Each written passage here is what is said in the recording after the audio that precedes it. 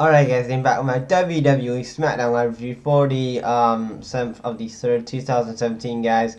And I've got to say that this last episode of Smackdown was really good. Again, I keep saying this every week, but it is really good.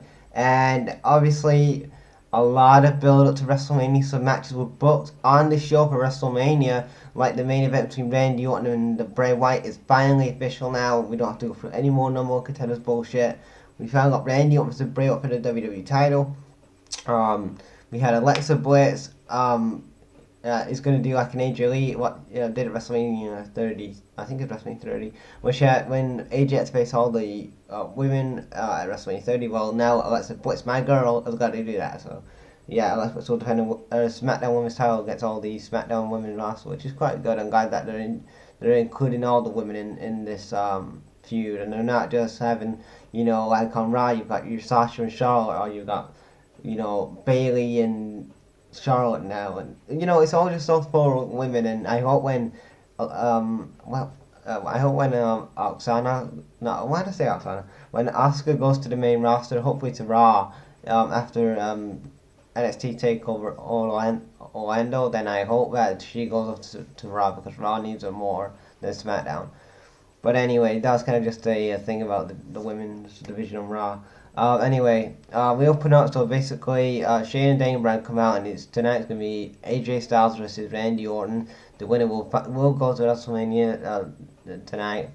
And then we have it, basically, the first match tonight was a mixed tag team match. It was John Cena and Nikki Bella versus Ellsworth and Carmella. Cena and Nikki Bella go over, then the Miz cuts an awesome promo, talking about how, actually, Miz did lay out John Cena, and he's talking about, you know what, Cena? Well, at least I didn't have to sign a contract to get Maurice to move in with me. And that was a reference to, I think one of the episodes, he told, fucking Nikki Bella to sign his contract to move in with him. I don't know why, but this is fucking John Cena. He's done some weird shit. He isn't like, he's weird. It's John Cena, right? But anyway, and then Miz cuts an awesome promo on John Cena and Nikki Bella. I thought that was pretty good. And then Marie says, "Drop that, bitch," and I like that. That's a good line.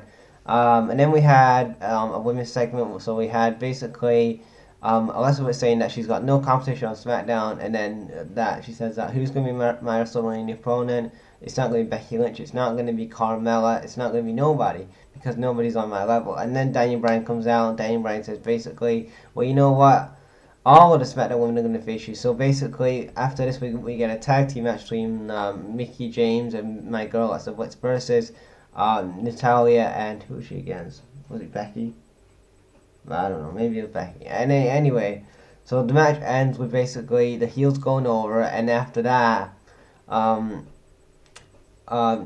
you have basically Mickie James turn on Alexa Bliss. So now Mickie James isn't in her corner. Now it's just basically every woman for themselves, which is pretty good. Then we kind of had like a backstage segment with Dolph Ziggler and what's his name? Mojo Rawley. So I don't know if there's gonna be a feud there. I don't know. I feel kind of sad for Dolph. Like now he's turned heel, and finally people are trying to get invested into Dolph. He's in meaningless feuds with guys like Apollo Crews and Mojo Rawley. Like I don't care about stuff like that. And then we get to Ambrose calling out Baron Corbin, and basically Ambrose is like, I don't. Ambrose is like, I want you out here right now, Corbin, and Baron Corbin basically challenges Ambrose to a match at WrestleMania for the SC title. Well, not so many words, but he said that he wants the IC title at WrestleMania, kind of. And then basically, well, Kurt Hawkins called him out, and Kurt Hawkins got laid out straight away. Fucking jobber, anyway.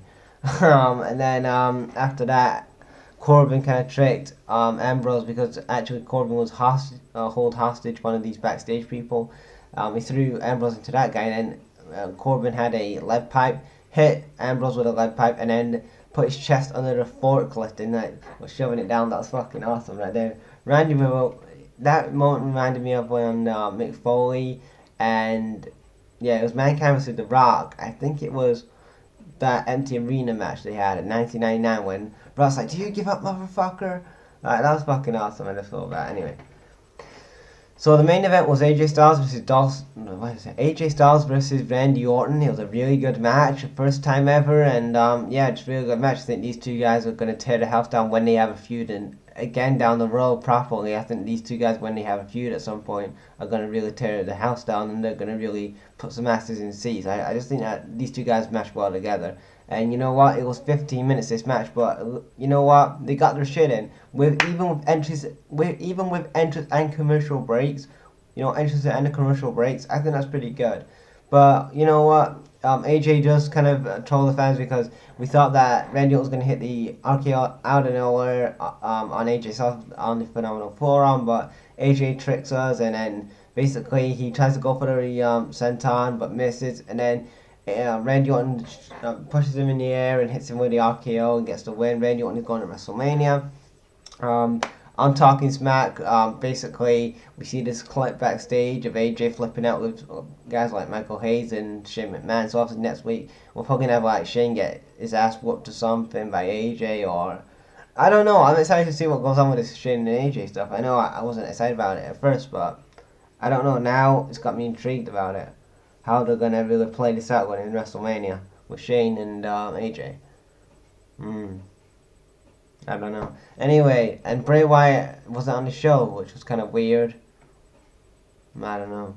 More weird shit. I don't know why Bray wasn't on the show. It's just weird. He's the WWE champion, right? And why was he not on the show? He at least could have had a still on. I'm here, man. I don't know. Whatever. Anyway, I'm gonna end this review anyway. So that's my WWE SmackDown Live review, 47th for the 3rd, 2017, guys. What did you guys think of this last episode of SmackDown? Did you guys like it? And what's your thoughts on the SmackDown side of WrestleMania? Are you guys excited more for the SmackDown side of WrestleMania, or are you still a fan of the Raw card of WrestleMania, like the Raw side or the SmackDown side of WrestleMania? Which side of the brands of matches are you excited about? The SmackDown WrestleMania card or the Raw WrestleMania card? I think, to me, I'm more interested in the SmackDown card. But yeah, and I like the Jericho KO stuff from Raw. But yeah, overall, guys, that is my WWE Raw review, guys. Thank you guys for watching my WWE SmackDown review. As it's me talking about Raw. That's the end of this fucking video. Check you later.